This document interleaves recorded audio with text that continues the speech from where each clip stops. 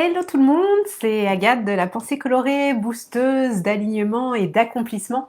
J'aide des femmes et quelques hommes à trouver leur place en identifiant leur mission de vie et à se sentir libres de se créer une vie qui est la leur. Alors, aujourd'hui, j'avais envie d'aborder la thématique du changement.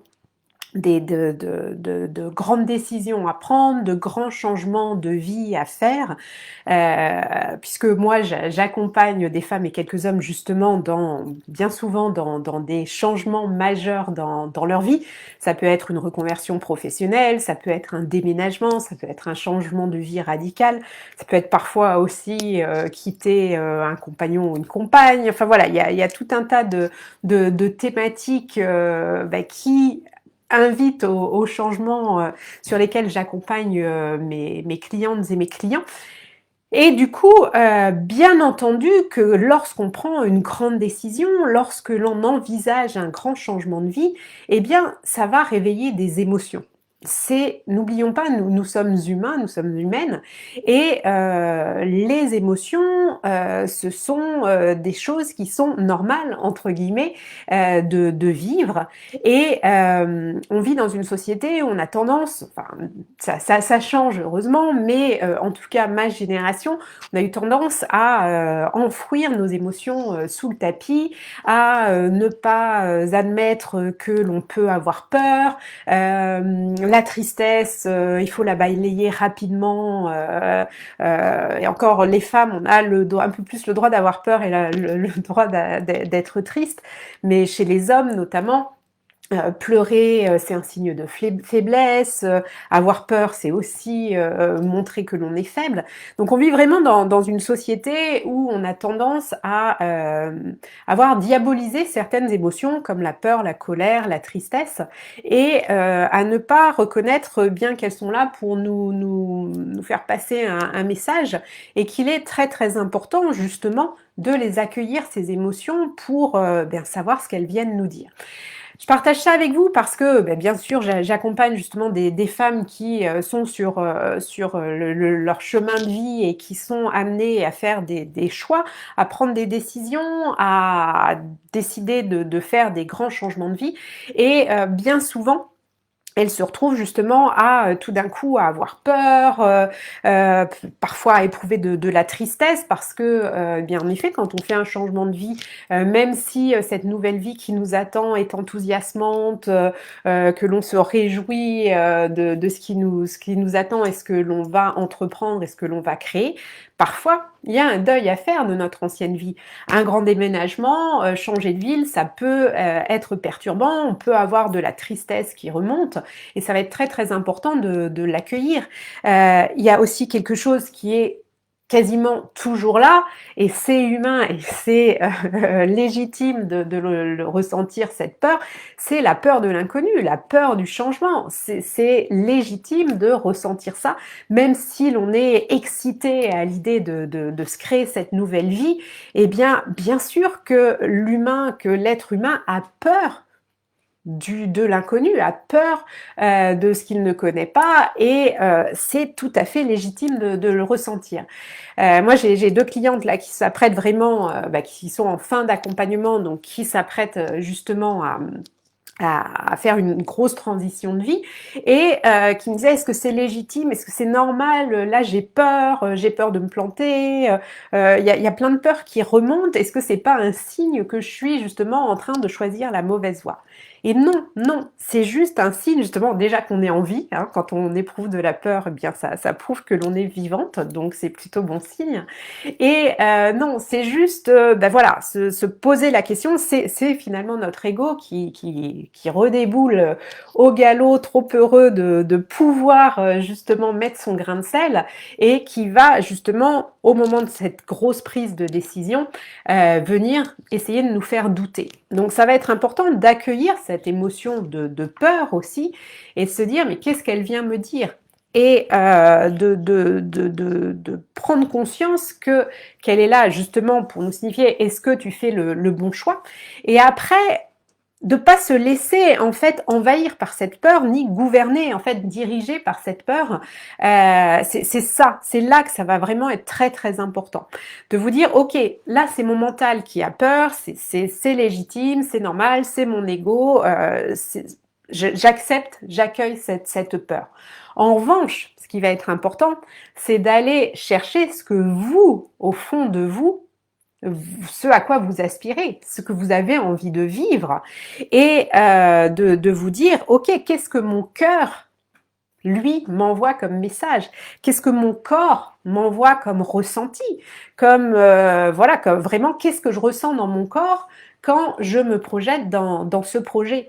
Et ça va vraiment être là la différence, et de faire attention justement de ne pas être uniquement dans votre mental, hein, d'être complètement coupé. Moi, pendant des années, j'ai vécu, tout était dans ma tête, dans mon mental. Je vivais, voilà, j'étais dans le raisonnable, dans ce qu'il fallait, sans me poser vraiment de questions de ce à quoi j'aspirais, et j'étais complètement déconnectée au niveau d'ailleurs ça m'amuse parce que j'ai une cicatrice justement là, et vraiment pour moi c'est la symbolique, cette cicatrice de cette déconnexion que j'avais entre la tête et puis le corps et le cœur. Donc c'est vraiment important de vous dire que vous êtes un tout, et d'aller chercher aussi les réponses que votre cœur et que votre corps ont pour vous, et pas le mental qui est juste là en alerte, et qui est là heureusement aussi pour ne pas, enfin pour vous empêcher de faire des choix complètement irraisonnés. C'est bien sûr important quand on envisage voilà, un grand changement, une transition de vie, de réfléchir aussi, bien entendu, à ce changement de vie.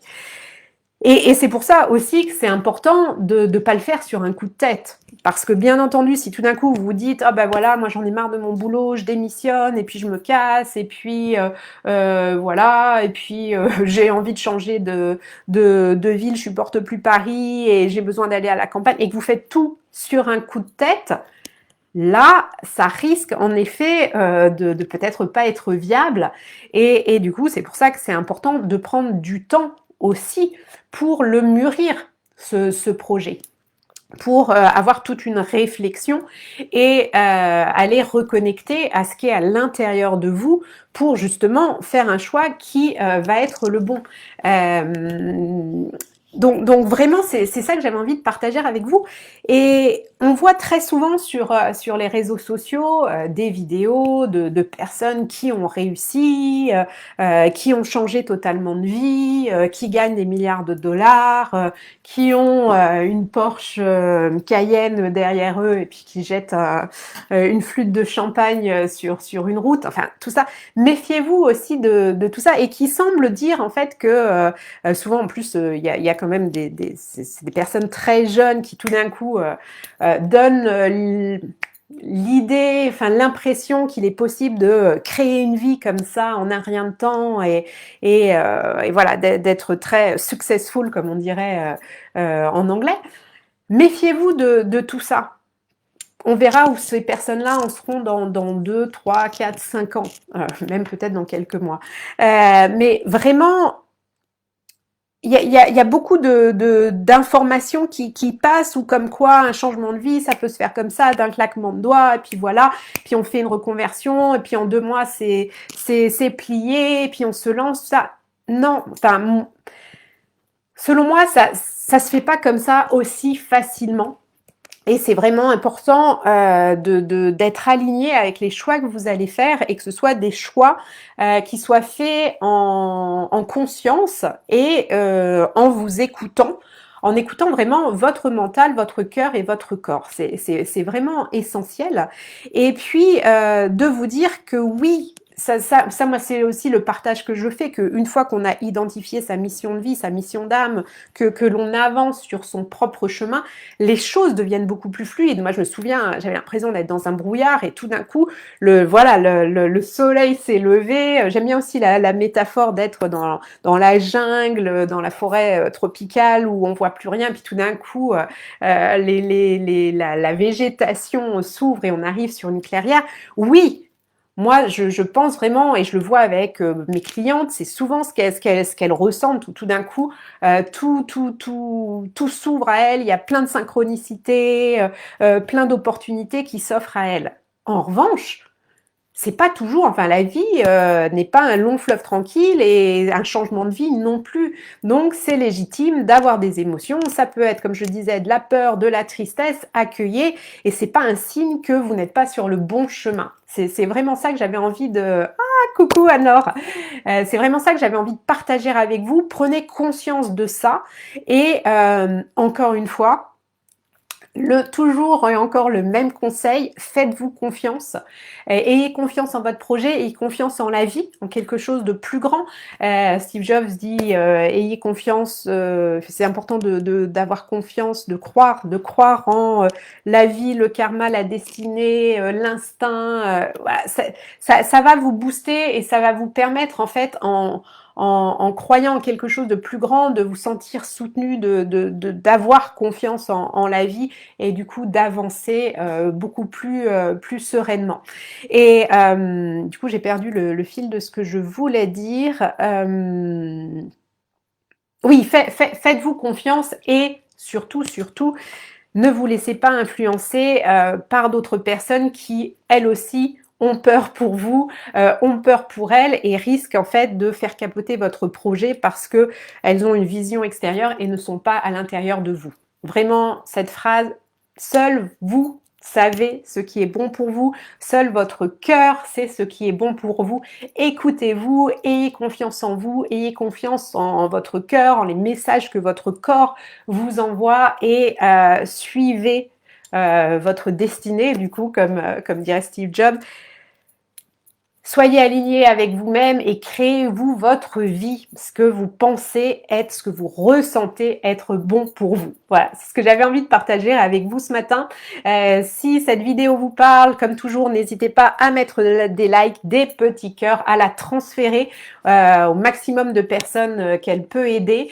Et puis, si vous vous sentez perdu, si vous avez justement envie de passer à l'action, d'effectuer un grand changement de vie, de faire une reconversion professionnelle, de faire un changement de vie, n'hésitez pas à prendre contact avec moi ou à réserver directement votre séance clarté.